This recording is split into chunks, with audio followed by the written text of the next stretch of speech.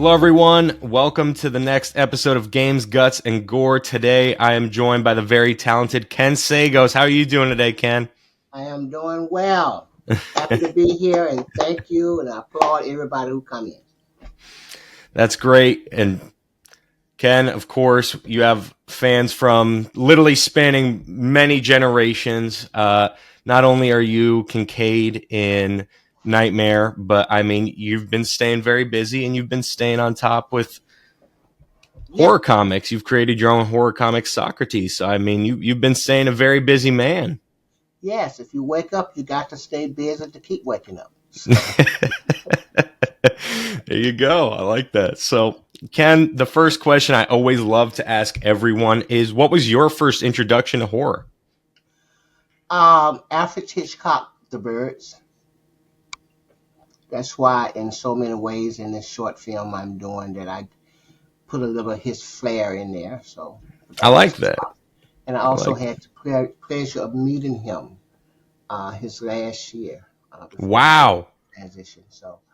I was working as a security guard at Universal Studios, and one of the places that I had to go hit a key was his bungalow, and he just happened to have been there, which we thought he was gone, and he spoke to me. You know, I didn't know the man, but the fact that he took out a minute or two to talk with me Yeah. touched me for many, many years. And also, then I was working at the main gate with this security guard named Scotty, and whenever the driver would take him out, sometime he would make sure to lean over just to say hi. Wow. That's awesome. Wow. Meetings. I mean, he's like the godfather of horror. I mean, my goodness, that's crazy. And it was funny because over the years I didn't engage into horror that much. I mean, Yeah. but I just knew the birds, and at the time I did not connect to. I was just a young man, fresh in Los Angeles, got a job, and didn't have things going for me. And this was one of the jobs. It was post 27. I would never forget that, and I would, you had to go and you had to hit certain keys, and that was one of them. And Yeah. that also, I remember that was a Saturday too. So he wasn't even supposed to be there. He just happened to have been on the lot. Wow. Wow. That is really cool. Wow. I can't believe that. I've never known anyone to have met Alfred Hitchcock. That's awesome. I met a lot of them. At that time I met Lucille Ball. I met Taylor Savalas, who let me take his workshop. Wow. I, Jack Cluckman made sure that I had a meal every day. Shirley Jones always just gave me a smile. Never talked with her, but she gave me a smile.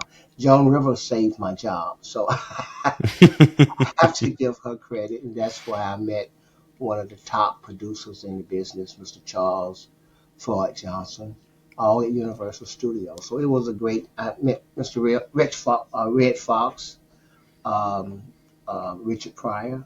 I met all of them. Um, Aretha Franklin, James Brown.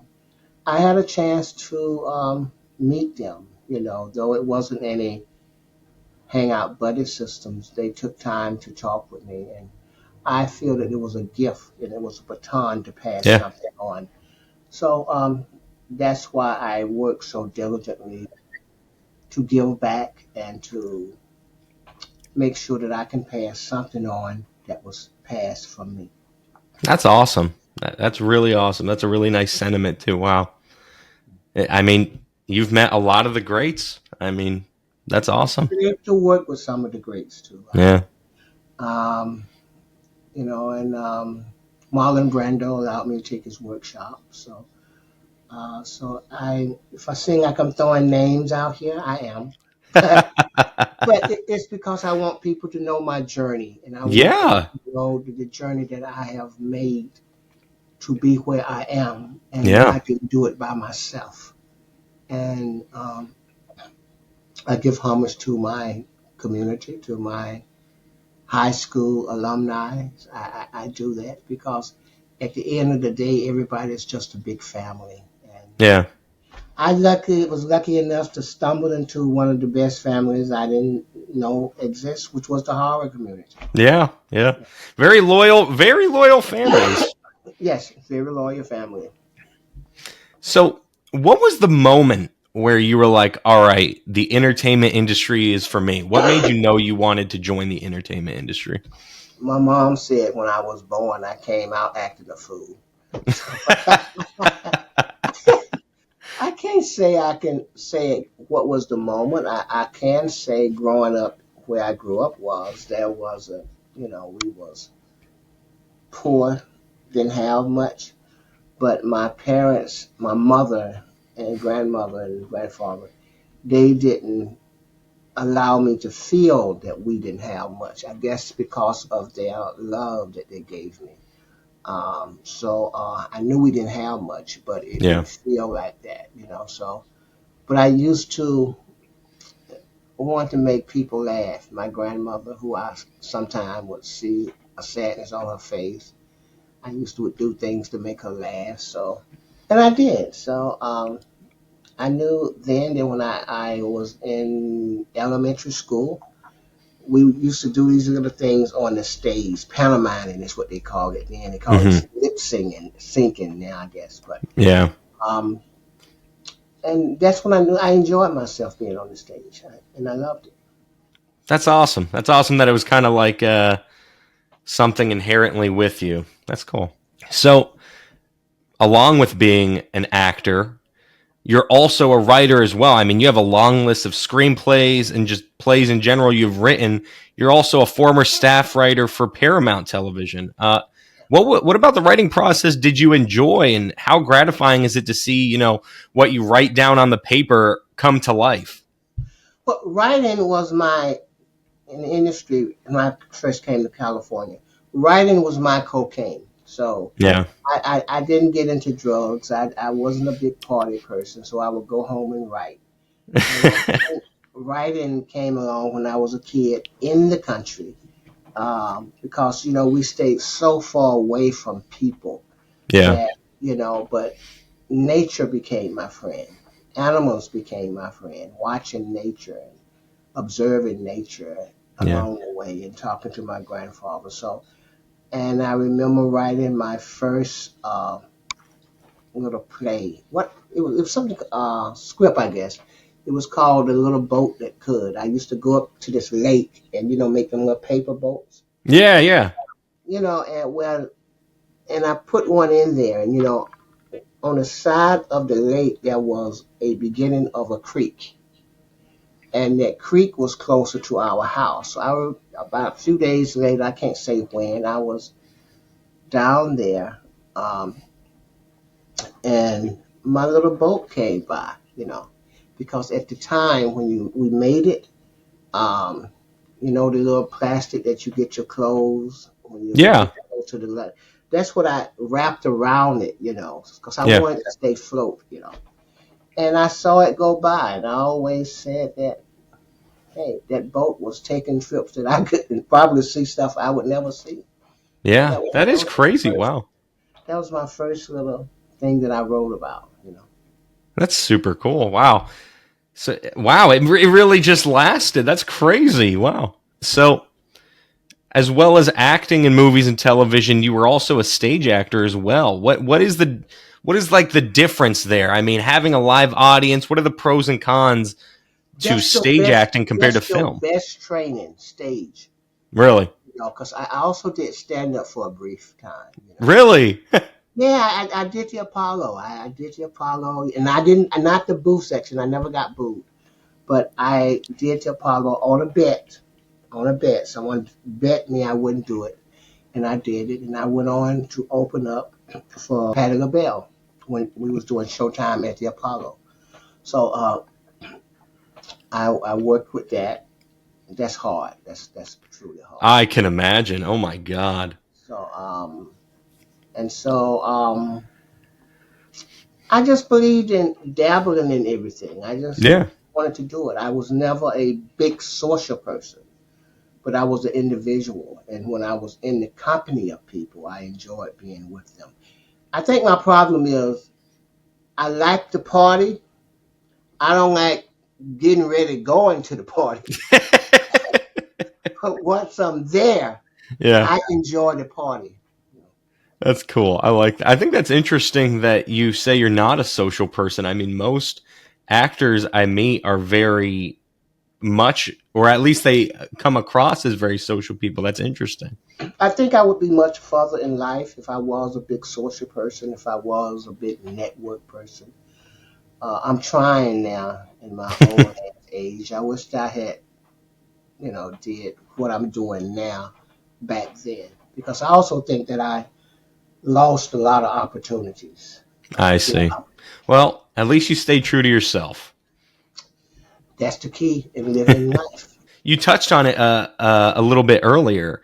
Uh, when you were studying, writing and film, you studied under, as we touched on, some pretty great, top notch, best of the best actors. I mean, Marlon Brando. What is it like learning from someone, literally probably one of the greatest actors of all time?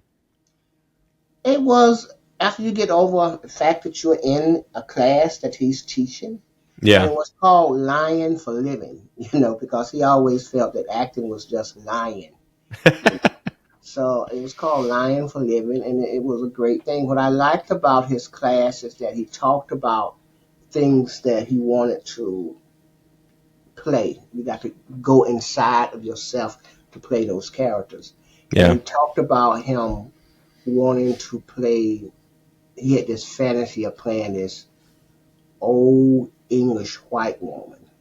So what he had begun to do, we didn't realize it until later, is that each year, each day, he would come with something different on him, like a scarf around his neck, uh, hands manicured. What we was noticing when we figured it out is each day he was becoming that person. Oh, wow. Then he would come lastly with the hat on. So as then his voice would start to change to an English thing. So each day that he came, he was transforming. But the class ended. I believe he got ill, and the class ended. So we never got a chance to see the final product. But the fact that he was not ashamed Yeah. to sit up there and tell us how he felt and everything. That is crazy. Wow. What an interesting.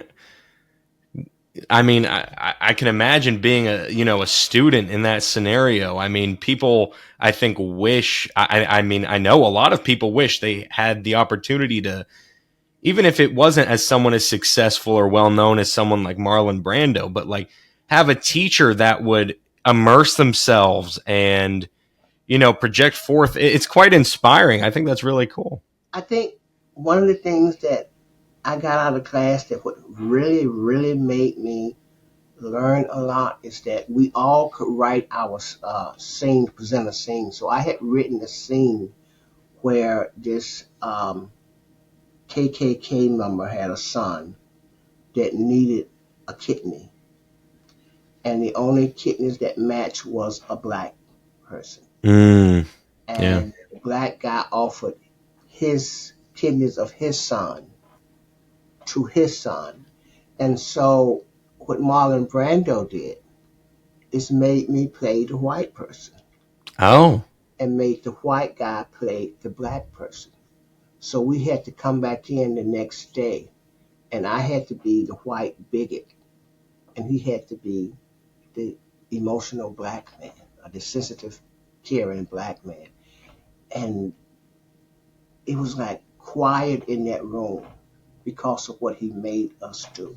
I Yeah. never forgot that as an actor, it made me go inside a place I had never been in before.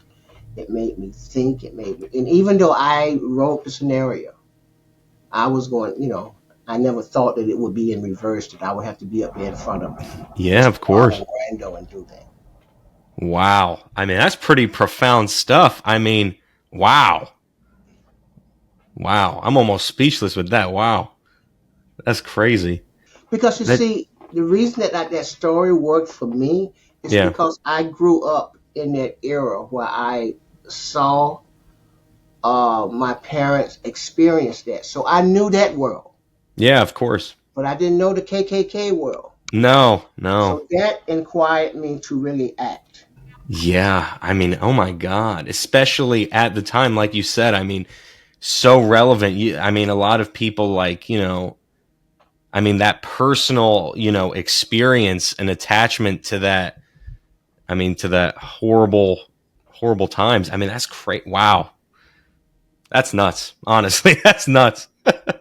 So, switching a little up to some of your roles, I mean, Kincaid, I mean, he is a fan favorite. He always was my favorite character from Nightmare on Elm Street 3. What was it like being part of that film? I mean, how did it feel seeing, like, I mean, it was incredibly well perceived. How was it being a part of such a well known horror franchise?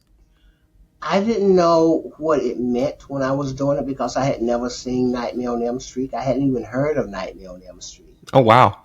at the time. And so if I had known what Wes Craven had caused us or me to stumble into, I would have kept all the stuff and probably would have saved and been a little richer right now. But but it was. I wished I could say in words how I feel. Now I can look back and see the importance of it, because Wes Craven gave me the honor of being the first African American to portray in an international film, not a local, but an international film, Yeah. to be the first black to survive a horror film and come back to a sequel. Um, because I could never do that without William Marshall, a fabulous black actor in the 70s that did Blackula. So I Mm, think he would be in that realm as being the first, which I had the honor of meeting him as well.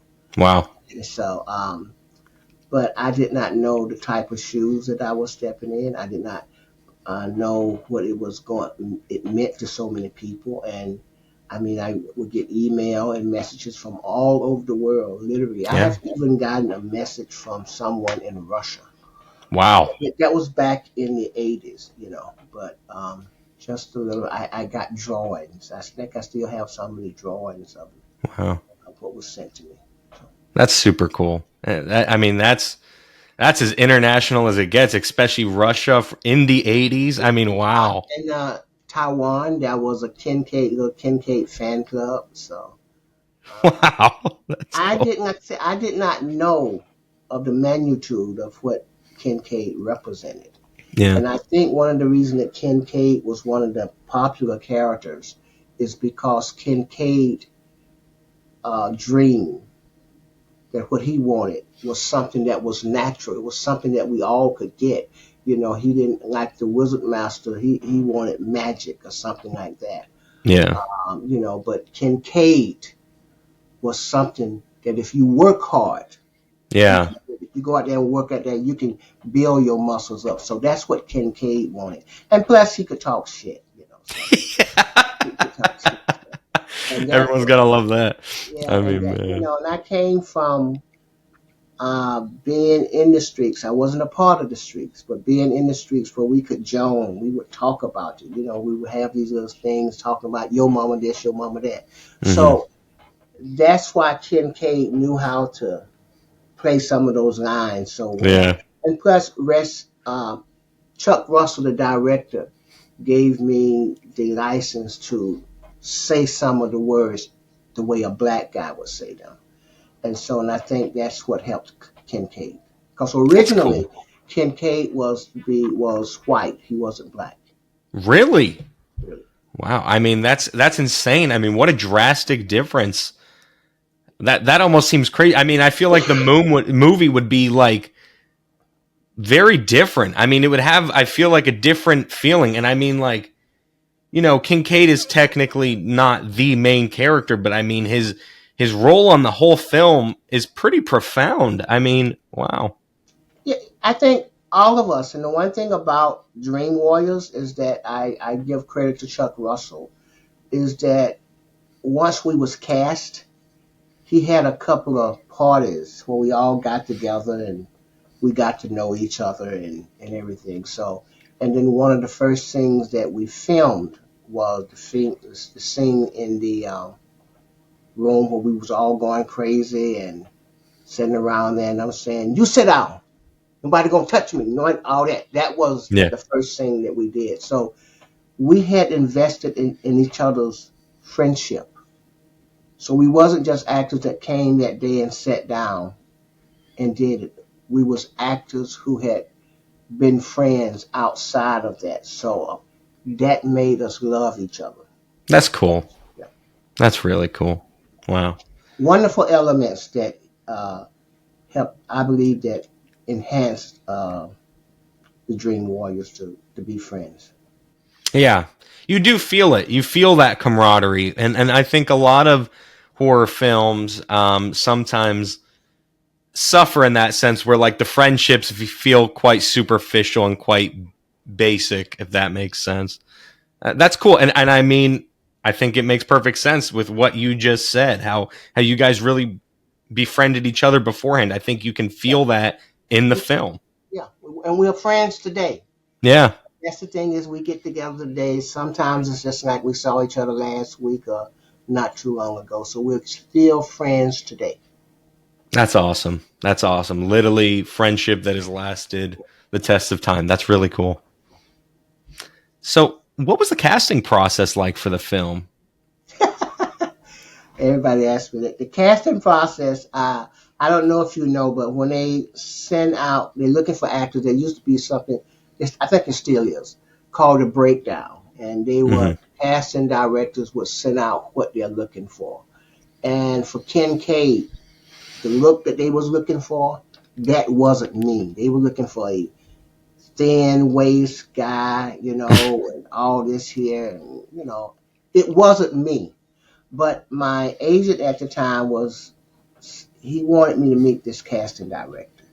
And so the day I had to go to the audition, I had to go to court. And it was raining, man. It was like God had took a picture and just was pouring it over LA. And I didn't have a car, so I had to catch the bus to one end of LA. Wet and lose the case. And I had to catch a bus all the way across town Wow. for an audition that I didn't want to be there, that I had no chance of winning.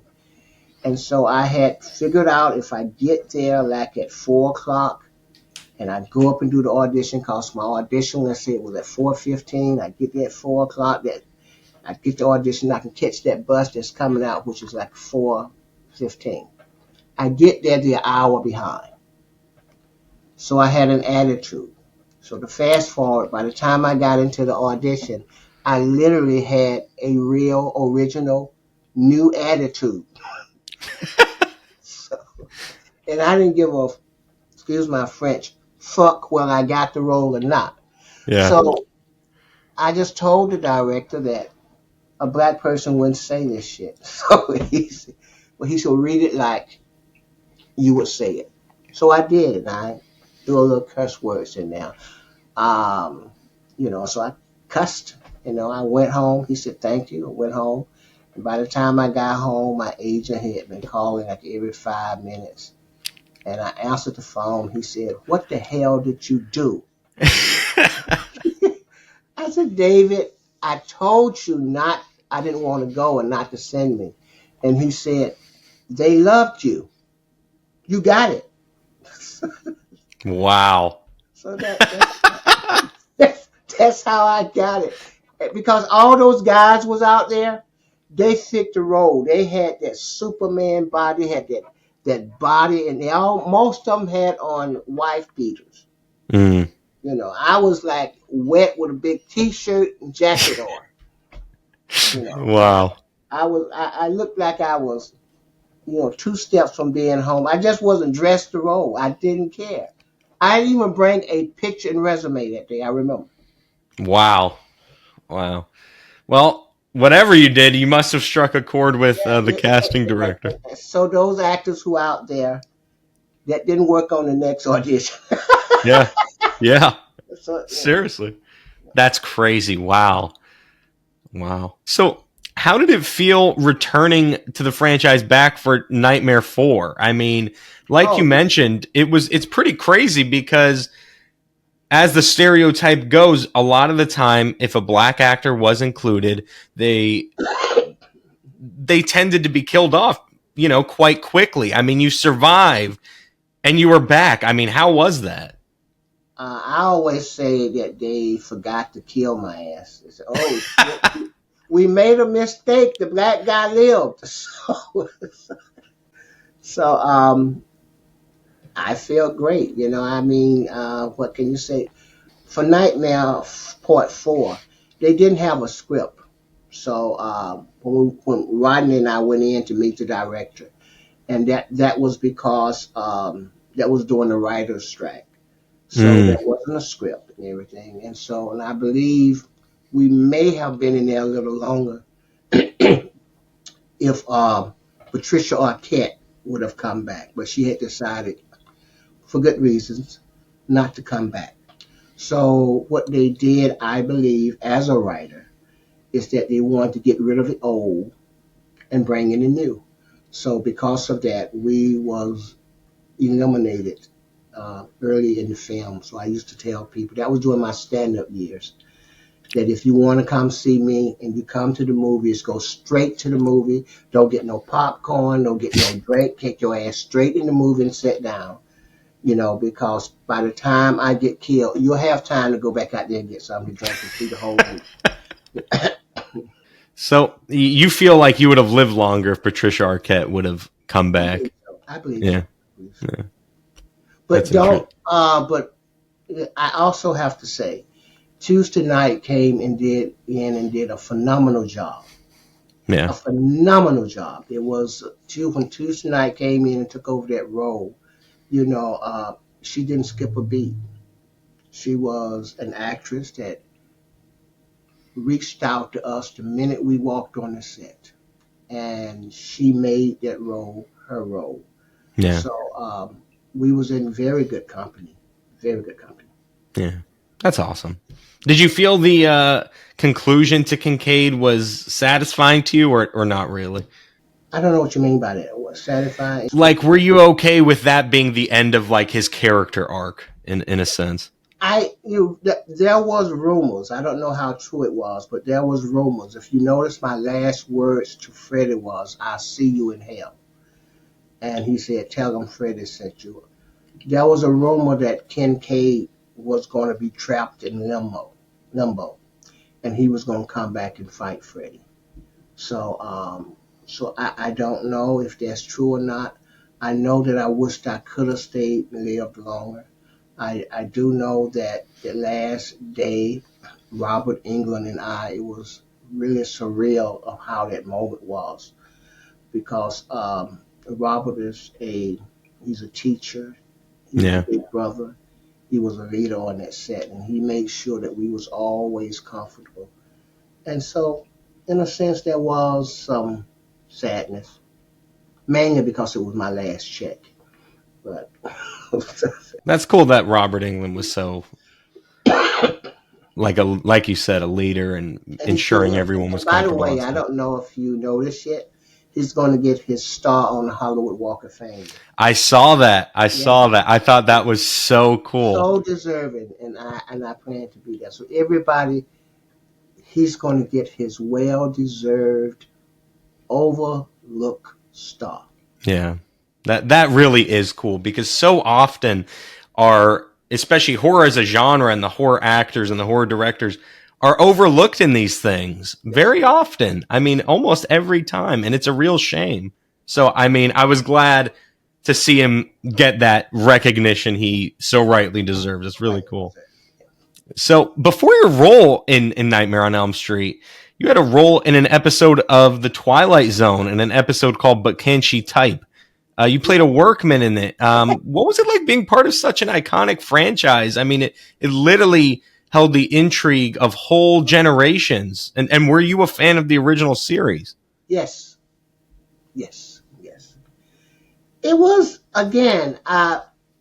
I like to believe that a lot of the roles I've played, many of them, have been roles of legendary productions, legendary perform with legendary performers and everything. So when I got the role of the Twilight Zone, that was like I just couldn't believe it, and Yeah. and to this day, I still think about that. The Twilight Zone. When people say the Twilight Zone, and then years later, I didn't. Another show that I loved was Star Trek. Yeah. I loved me some Star Trek, and then years later, I didn't get a role on Star Trek, but I got a role on Night Court, where I had to play Geordie. Oh, LeVar Burton on Night Court, and so I've had a really, really wonderful circle. And let me say this here: I'm not talking about I'm in something. I have had a wonderful circle of life, and I'm enjoying going around that second phase of that circle. yeah. That's super cool. Wow, that's super cool. Geordie LaForge. I mean, how Yeah. could you not love him? I mean, Next Gen is my favorite Star Trek by far. So that's really cool. I had no idea. So, are there any interesting behind the scenes stories you could share about any of the films you've been a part of? Um, One is Rosewood. I don't know if you know about Rosewood. I played Big Baby in Rosewood, and that was about the whites who burned down this town in I don't know exactly, but in Florida. They Yeah. actually burned down this whole black town. And John Singleton, late great John Singleton, um, directed that film. And one of the afternoons, the KKK came to protest that film because we was actually filming it in the area that it took place. Wow. So that was an interesting behind the scene for me. Most of the times when I'm doing on a project, I'm not. I just do my lines and what I'm supposed to do. And when they say cut, you're released for right now, Ken, I go back to my dressing room and I write. That was the whole thing. I would go and write for something else. I always would be writing. So if you're leading up to, there was always rumors that on Nightmare on Elm Street there was a lot of mayhem going on. I can honestly say I didn't know about it. I didn't know about any of it until I watched it on the documentaries. I didn't know Wow. all this was going on. That's interesting. Wow. The KKK came though. The KKK, they protested, for us shooting that movie.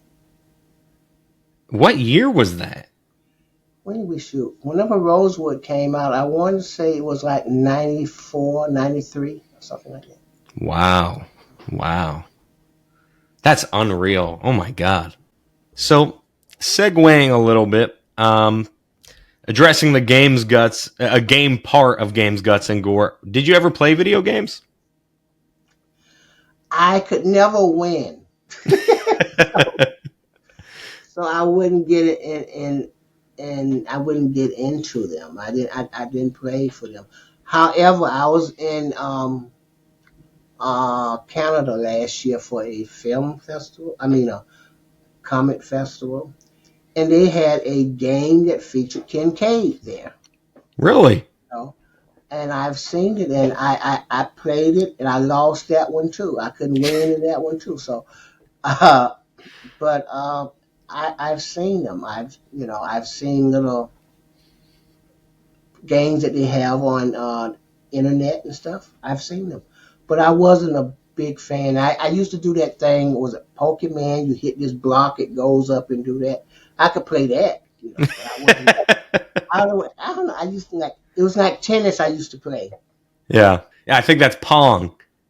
Well, yeah, I don't know. I was never into it. And I had a best friend that actually worked at a game, one of those game places that you go in and they got all those games there. Um, and I would go in and play. I would play only the easiest game. The easiest game. I didn't want to play a game where you gotta think or do anything like that. I always wanted something very simple. So that's the game that I play.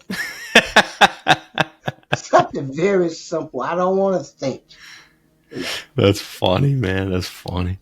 So you touched on it a little bit earlier, and I know you're working very hard on it and incredibly proud of this. You've been working on your horror comic book, Socrates. Could you give the audience a little summary of what the story is about? Yeah, Socrates is a comic book that I wrote, and it's about an African gray parrot, and the parrot is the villain. And if you want to know anything about the African gray parrots, they are the most intelligent birds of the bird world. They're considered to be the geniuses. They can Wow. talk on a level of, I think, a 6-year old, Wow. and and everything. So this parrot is the villain. And what's so unique about this parrot, he talks. I'm doing the voice of the parrot. That's And super cool.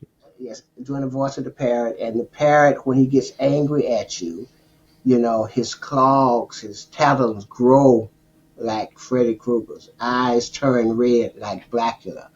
And he talks, gotta love me. You should not hurt Socrates. Socrates hurt you back. You know. So that's what this story about. And right now I am doing a crowdfunder to raise money so I can do a short film of Socrates, mainly because I want to show myself as a director.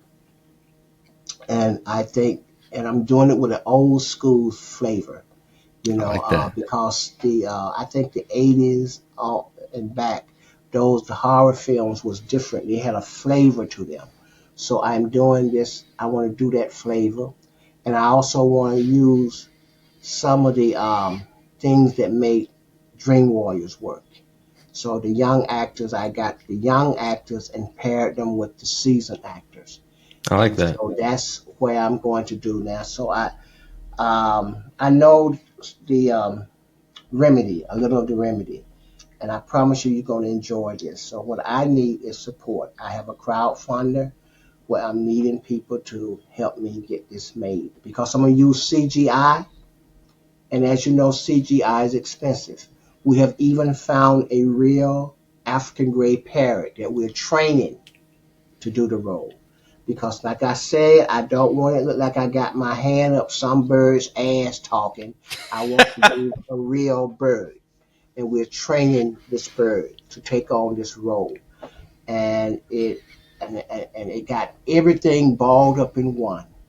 This is not a remake. I know you're tired of seeing these remakes.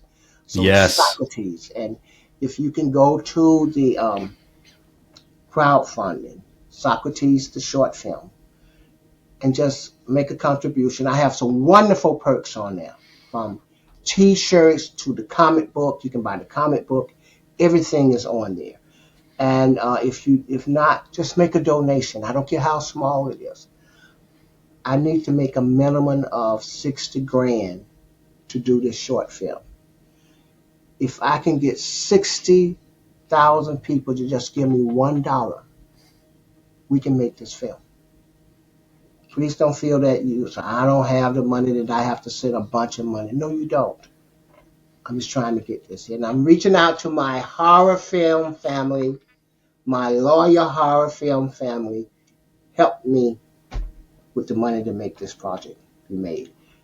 Once you watch the video, I also made a special clip for you to see. Once you watch the video, you'll be impressed. There you Once you go. see, once you see who I am dedicating this to, you will be impressed. New, That's awesome. fresh, original. That's it. What inspired you to make a comic book to begin with? Art. I like all forms of art. I grew up watching comic books, reading comic books, and everything. I grew up in the deep south in the country watching nature. And, my the first horror movie I saw was The Birds. So this is like a tribute to Mr. Alfred Hitchcock. That's And awesome. then, some of the words that Socrates used. It's a tribute to Edgar Allan Poe. And the claws of the birds grow out when they get ready to kill you. This is a tribute to Wes Craven. And the eyes torn red and look at you in the dark. This is a tribute to the great William Marshall who played Blackula. So I put all these ingredients together and came up with this wonderful piece of art that I want to paint and bring to life. And I need you, the horror community, to help me bring to life. There you have it. I mean, guys, I'm going to be linking all of those links that Ken just mentioned. We're going to put that, all the crowdfunding, we're putting the Facebook, we're putting everything you can do to support the production of this film. We're putting it all in the link in the bio. Click those links. Like you just heard Ken say, very small contributions are very welcomed. Don't feel you have to contribute some crazy amount of money. However, do check out the perks Ken is also offering. And again, it's not much money for that either. He's offering some great stuff for an incredibly low price. And not only are you helping the film made, you're getting some really, really cool merch as well. So guys, with that being said, I really appreciate you tuning in. Ken, Can I say one thing? Of course. If any of you buy the behind the scene, we're doing a behind the scene perk. If you buy that, then go on Facebook, send me a message and say you bought that. I will do two things. When you get a copy, I would also send you a Nightmare on Elm Street signed autograph picture. And I'll call you personally and thank you. You can't beat that, guys. But if you make that order, you have to go down and send me a message on Facebook so I would know it's you. All right? There you go. I'm trying to get this done. Gotta love me. Gotta love me more. You just gotta love me more. Gotta love Ken. I mean, guys, you heard him. And like I said, all those things will be in the bio. A lot of great things. You really can't beat what Ken is offering here, especially after what he just said. With that being said, I do appreciate you all for tuning in. And Ken, thank you for joining me, my friend. It was great having you on the show. Thank you. Look forward to seeing you. A podcast of terror, a haunting delight, unveiling the darkness in the dead of night. Horror movies and games, a macabre blend in the world of fear. Our